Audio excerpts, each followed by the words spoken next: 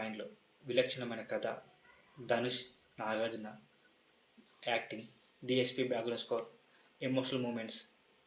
So negative వచ్చేసి కొంతమంది పాత్రలకు సో సెట్ కాలే, కథలో కొన్ని అదే సెకండ్ హాఫ్లో సో క్లైమాక్స్ చాలా వేగంగా ఉంటుంది. సో రన్ టైం కూడా చాలా ఉంది.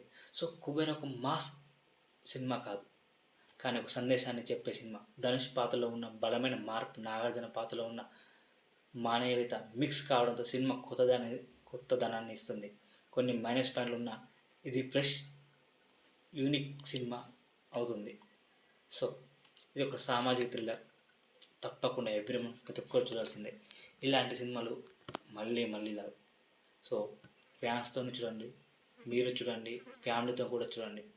వేరే లెవెల్ సినిమా.